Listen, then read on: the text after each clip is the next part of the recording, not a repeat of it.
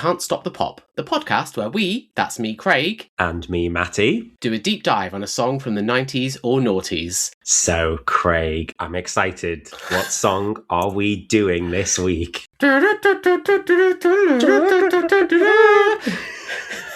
We are doing Gina G, Ooh Ah, Just a Little Bit.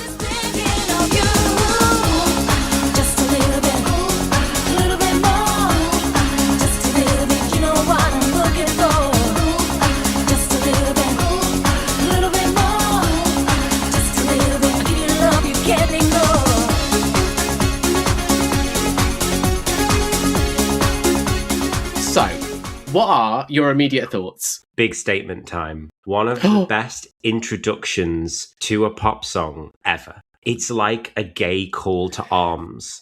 I love it. I think there's so much to talk about with this song.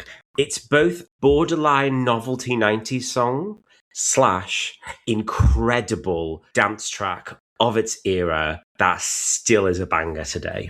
But before we get into the song, Craig, tell us a little bit about Gina G and why are we talking about Ooh Ah Just a Little Bit in particular? Well, Gina G, or Gina Mary Gardiner, is an Australian singer. I say she is. I still class her as, but she was, because she hasn't really been active for a long, long time. This was her debut single, and it was also the 1996 entry from the United Kingdom to the Eurovision Song Contest. And it's Eurovision month. This song, whether we talk about Eurovision or not, transcends the competition. So you could talk about this any time of the year, and it would still be relevant. I think that this is one of the few songs that really transcends Eurovision in terms of its era. I think you'd probably say the modern equivalents would be the two Loreen tracks. It's when you've got an artist and a song that can just go beyond the competition. And I think it shows in the international success it had. And even though we're saying it transcends Eurovision, the effect that it had on the competition. Any Eurovision fans listening will know that it had a profound effect on what came later. I guess what I just love about the song is to pick up two things. First off, the production is so quintessentially 90s. I use it as a reference point all the time. Kylie's Rhythm of Love album as that real, but it's true, that 1990 staple. This feels like it's a song that could have been from that post 80s, early 90s, but we're in 96. So we're the middle of the decade.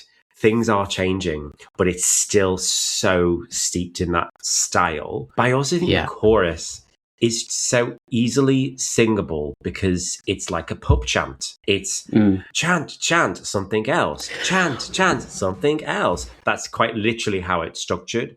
And anytime you do a song like that, it just is an earworm for the decades. If I just think about the song, we're just on the cusp of the Spice Girls, but not quite there yet. This was released in March 1996. So you've got the Euro dance of the early 90s, but then it's siphoned down into a 3-minute bubblegum pop song that could have been 3 years later. You can almost hear the charts changing in this song, and I definitely associate it with that era. In terms of Eurovision, this is sort of what the BBC were trying to do. They were having a rethink about Eurovision. Stop me if this sounds familiar. And they were like, oh, it's not really connecting with the general public. So we're sending songs that are doing okay with the juries, but they're not commercial hits. So then they switched their tactic in the mid-90s for songs that your sort of your teen market, your early 20s market is going to buy. And this was the second endeavour. They had Love City Groove the previous year, which got to number 7.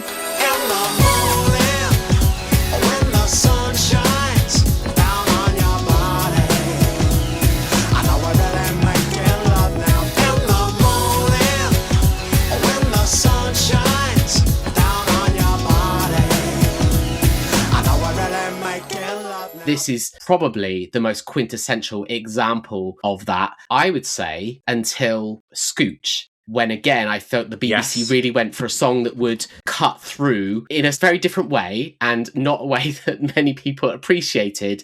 But they got it so right with this song. Well, the general public did because they had a contest, they put it to a vote, it won by a landslide, rightly so. It's just one of those timeless pop songs. I really think it's up there as one of the defining bubblegum pop songs of the 90s. And I know some music snobs might turn their nose up at that. But if you use the Spice Girls as a turning point for that decade, which we do all the time, we're bang at this turning point in which that this was not only a huge commercial hit, but it was a hit with families, early 20s demographics. It had the pink pound, it had the gay card, and also it was a hit with kids. Like, he's going to hate me for referencing him again. Shout out to my brother. He was in reception. So we're talking 4 or 5 years old. They had like a questionnaire and it was, what is your favorite place? What is your favorite song? And his favorite place was Tesco. And his favorite song was Gina G, Ooh Ah, Just a Little Bit. And I just loved that because other people were like Humpty Dumpty and nursery rhymes. That just shows the scale. This song was inescapable. So I was 10 when this came out. I had no awareness of what Eurovision was, but I just remember I'd never heard anything like it before. The intro, the synths.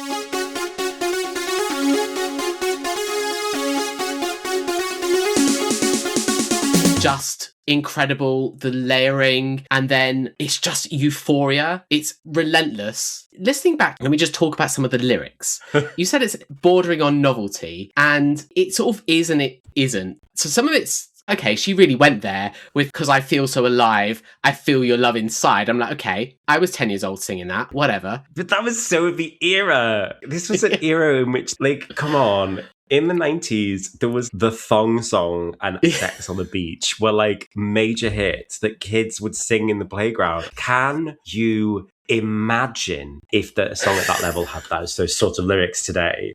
And there's one lyric in particular, like a child, but it's born out of phase, could act the angel, but it wouldn't be true. And I'm like, what does that even mean? But then it doesn't make sense if you read it on that level, but then you listen to it and the way it's performed and the way it's delivered and the whole production, it makes so much sense. And we will talk about Eurovision, but you've already touched on it. I think in terms of the Eurovision formula, this is something that it always puzzles me that the UK just doesn't really get. And that's, you don't need to fully comprehend the language to understand what the song is about or to enjoy the song. And yes, some of the lyrics are weird, but it doesn't matter whether you understand them or not. I certainly didn't as a kid. And it always feels like when we try and do up-tempo songs, we often overcomplicate it. And I talked about Scooch. There is so many double entendres in there. Who's going to get that when you hear it once on the night? And this, the appeal is just apparent. How did we get that formula so right and then consistently get it so wrong for so many years afterwards? I love it so much. I heard it, I think it was last year or the year before. There's a night in Manchester that I love to go to. I'll shout out to it, called Hellbent. This song came on and I swear it was like a switch turned on in everyone and I was suddenly like 12 years old again. This song is 30 years old now? 30 years old? 30 years old, yeah. Yeah. The only thing more I wanted to say about the song, and this is a very silly reference, but if anyone has seen this clip, please comment or link it to us or something. It's so funny. But if you've ever seen those clips of where people find people with funny names and they attach them to a song lyric, there is a woman somewhere out there in the world called Elizabeth Moore, and they attached her to this song. I can't unhear it. Ooh, ah, just a little bit. Ooh, ah, Elizabeth Moore. Oh my God. So Elizabeth Moore, if you're out there, you've given me so much joy. Congrats. Chances are there's more than one Elizabeth Moore, so let's find as many as we can. Are you called Elizabeth Moore? All right, Craig, let's talk about the video. Tell me what you see. What are your thoughts? Okay, well, what can you do with a corridor, some lights, and some backing dancers? Not very much. This. I mean, Eurovision videos, certainly from the United Kingdom, don't tend to be overly complex because that's not the thing that's getting played all the time. It's the performances. So it is what it is. It's very simple. It's Gina G and backing dancers and a random man. 2 men. In a corridor with lights overhead. And that's it. What I will say in terms of its broader appeal is I think it's very sensible not to lean into the Eurovision angle and make it a bit kitsch and a bit camp and to just play it fairly straight. Yeah. because you could play the video in America and we will talk about America, and it doesn't matter whether you know Eurovision or not. So in that sense, the video is functional, but that is about the only thing I can say about it.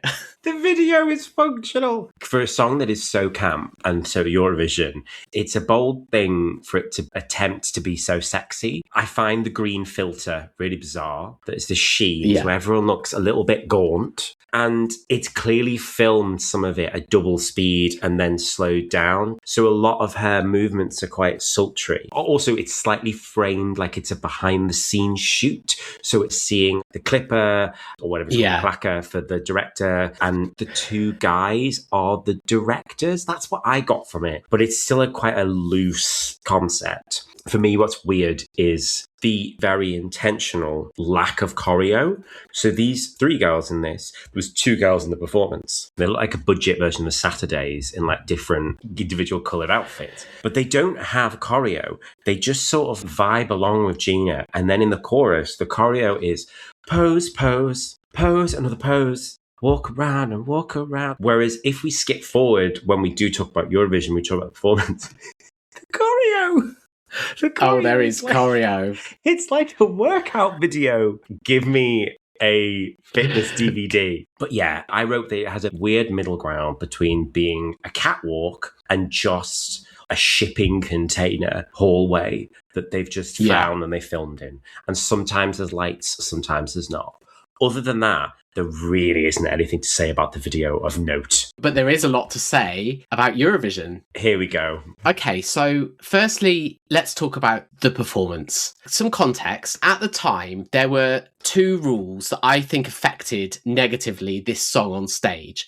The first was that you could have a backing track, but there still had to be a live instrument on stage. But if you listen to Ooh Ah just a little bit, the live instrument is a computer. So you've got these two guys playing next to these 90s box monitors, and I just think that limits the staging somewhat. Vocally, it's a little bit wobbly at the start. Get enough of your love. Am I wrong? Am I so unkind? Show me the way. Don't turn away. I can't hide all these thoughts in my mind. Ooh Ah Just a Little Bit is not really a singer's song. It doesn't really fit, in some respects, a singing contest. So she does okay. I think that she sounds good at the start. There's the odd moment in which that she's a bit sharp. Ooh, what can you do? 'Cause I feel so alive. I feel your love inside. Ooh, just a little bit more, just a little bit. But that is a raw, unfiltered, very little reverb vocal, and that is difficult to do. And she's doing a high energy dance track in a performance that is very limited in what it can do, because, as you say, we were at the tail end of Eurovision coming out of everything has to be live on stage, or it has to have a live instrument element. We cut to now, you don't have to have live instruments on stage because of the speed at which it has to change. The only thing live on stage is that vocal. And even then, there's still usually a heavy amount of backing vocals or track also underneath. This is raw. She is exposed. She's got one backing vocalist, and then the other two guys are also doing the ooh, ah. For me, what's funny, it really is such an unnecessary dance. Because in the video, it's so simple and it's quite sexy. This is going for it, like for their lives. Something I did read about Eurovision performance, the dress that she wore, Gina G's dress, was a Paco Rabanne that was left over from Cher. Oh, I think I have Did you know heard this? this, yeah. Apparently she customized it, made it shorter. Yeah, it's so of its time, the performance. And it's just a shame because I honestly think if it had come out 4 or 5 years later, towards the turn of the millennium, then the production quality and what they would have been able to do with it would have been much bigger, and they'd have been less constrained about having to be live instruments. It could have been bigger, looking back. Yeah. Did you know who one of the backing dancers is? No. So one of them is Miranda Cooper. From Xenomania? Yeah. Oh my God. So She can't speak French, but she likes the funky music they're talking. I love Gina's, "Hey girls."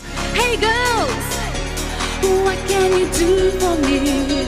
Bit of personality on show, Gina. You're right. The song, to me, sounds a little bit tinny. It just doesn't have the full oomph of the studio track, which I don't think is the same now. So, the song is already a hit in the UK, goes into Eurovision. I think it was expected to do well, but it didn't win. It didn't even come close, actually. It came 8th. And I think most people, if you tell them this song came 8th, would go, what? I had that conversation today. I was doing research and my husband said, did this win? And I went, no, and we're going to talk about that. Because the fact that it did not very well had a profound effect on the contest going forward, didn't it? Yeah, this was the last year that it was jury's Odie. And I can see why. In some respects, it's a bit weird that the BBC are already pivoting and going, well, we want to send songs that the public would buy when the public can't vote. And I can see why this song would not appeal as much to juries based on where the Eurovision Song Contest was at the time. Mm-hmm. The following year, there were 2 rule changes. I'm sure that this wasn't just in response to Gina G,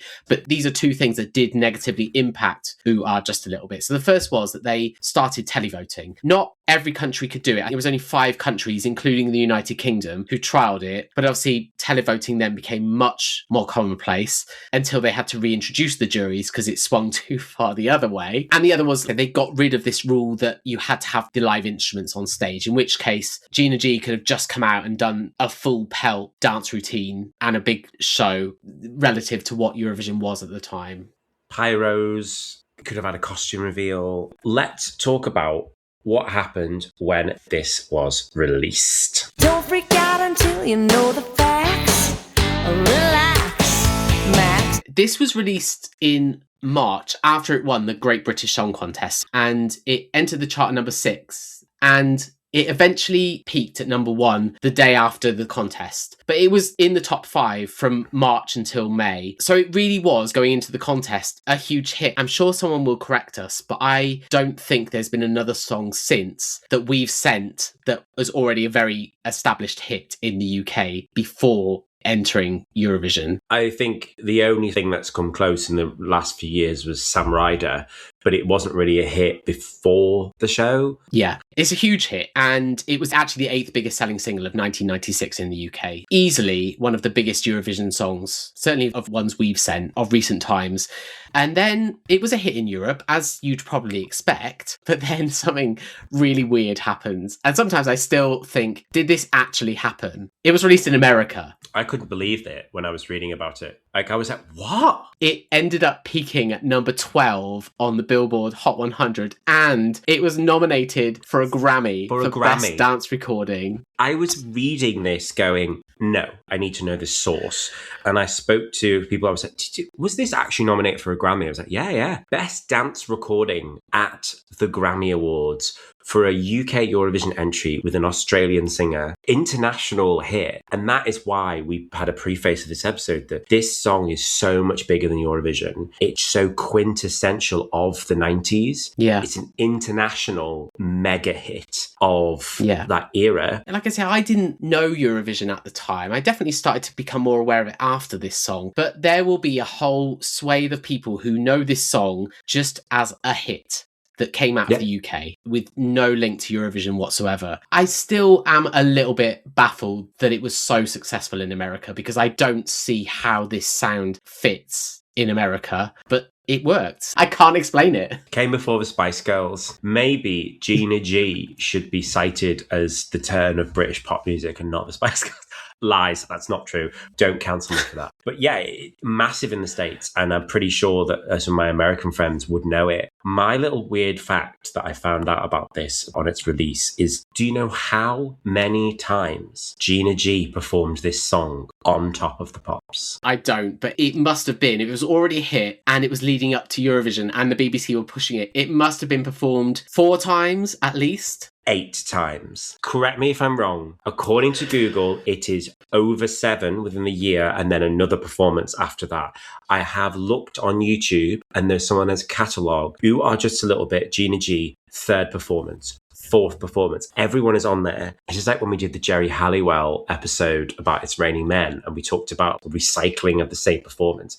It's pretty similar every single time. I'm just like, get it, girl. You get that exposure. Yeah. 8 times is mental. If I'm wrong, then come for me, but I'm pretty certain it's a staggering amount of times. It wouldn't surprise me because it was its 8th week in the chart that it went to number 1, and the BBC were going to be pushing it because of Eurovision. So, wow. We haven't mentioned it actually, but did she have a hand in writing it? Oh, well, now, I was going to talk a little bit about that because it is related to the song. It's also related to what happened next. So she isn't credited as writing the song. It was produced by Steve Rodway, or Motivate, so very much, again, of that era. Again, linking to the Spice Girls, he remixed Wannabe, which we've talked about on another episode. They tell different stories. He says, oh, well, I was given this half-finished track and I was asked to finish it off. And she says, well, no, it was done and it just needed mixing. But either way, she signed a record deal with Steve Rodway and she didn't read the fine print.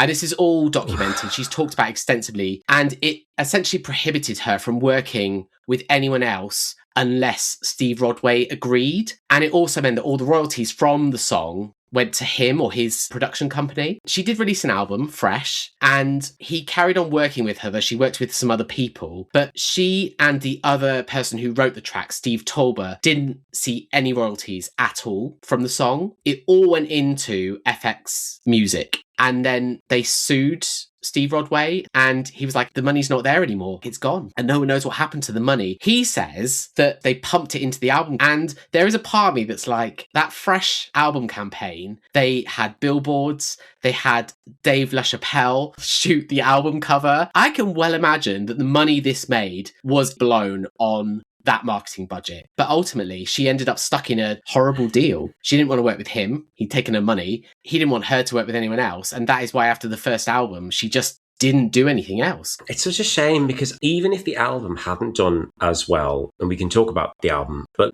this level of song and success is the sort of level that people dream of in that era. Grammy nominated, international mega hit, UK #1, did well on Eurovision. It's the sort of song in which that even if she had had a problem with the record label, you'd have hoped that she'd have bounced back from it and she'd managed to salvage a career and come back with something else. But she really, really didn't. What happened when the album came out? So she had 2 other top 10 singles, and can I just say, Fresh, the song, is a bop. I love it. Fresh is a bop. I wanna get fresh with you, baby. I wanna do all the things that turn you on.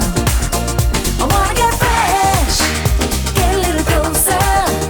If it feels so right, how can it be wrong tonight? Oh, baby.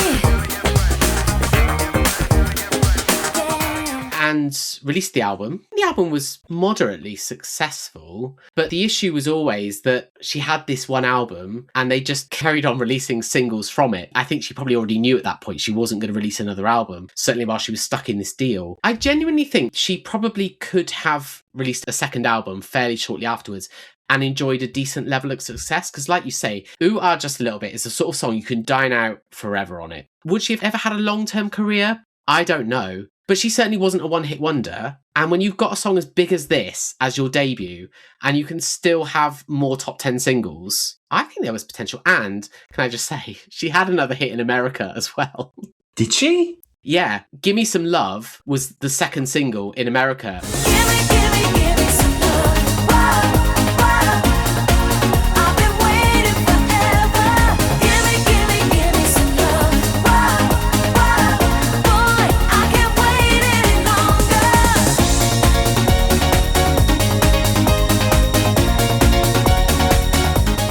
Went top 50 in America. So she had a really solid foundation beyond this song. But it's such a shame. And I think she's done the odd performance over the years, but I don't think she's as big a staple on the Eurovision circuit as other people. It's not like she's coming out every single year at the festivals. Like, Gina, reach out. What are you doing? We'd love to interview you. Let's do an episode on Fresh. please. Remember she made a comeback with Tonight's the Night in 2006. Get up 'cause tonight is the night, boy, you up and be doing it right, boy. Get up 'cause tonight is the night, boy, you up and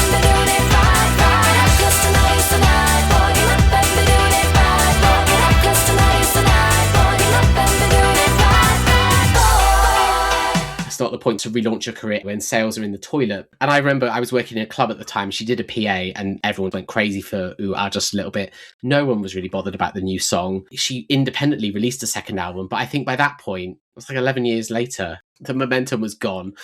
And I do think now, perhaps because of Eurovision has produced so many more big hits, I'm not sure how much of a prominent song this is now in Eurovision terms. I can't remember the last time the contest itself referenced this song. Yeah, agreed. And the Eurovision Song Contest loves referencing its own stuff. Whereas I think within the UK, which is kind of the main point to sort of wrap it up on, it may be attached to Eurovision, but this song is so much more just about being a massive UK number one and a real high point of that era. I loved it. Absolutely love it. I still love it today. What's your final thought, Craig? Is the intro the best 20 seconds of pop music of all time? I think it might be. The only other intro that comes to mind that gives me the same get me to the dance floor, very different song, is Cheryl Call My Name, that Calvin Harris intro. It's when you've got a rhythmical synth that comes in before a beat. And it's a really specific thing to say, but when it's synth, rhythmical, and is instant earworm, you know exactly what that is before the beat hits. I feel like that's a really special moment. So of this era, it's up there with your Baby One More Times. If your man, I Feel Like a Woman's. Genuinely, it starts and you're like, here we go. It is. Yeah. Well, get me to the dance floor. It hits my Gina G spot. Perfect. If you want to listen to the song, you can find it on streaming.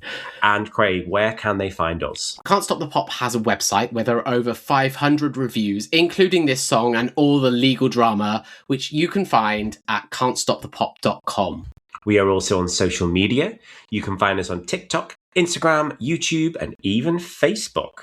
Just search for Can't Stop the Pop. We also have a Patreon at patreon.com/Can't Stop the Pop for bonus content and exclusive episodes. If you are already a subscriber, you are on a journey with us as we rewatch Miami 7. If you have not joined yet, we're only about halfway through, so there's plenty of time for you to get on board with that trip. Get on board for that trip to Miami with us, because it is quite something and is very entertaining. Do subscribe to our channels. Do subscribe to the Patreon.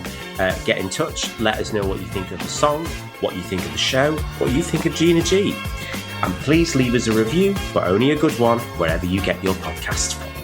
Hey girls, thank you for listening, and join us next time for more Can't Stop the Pop.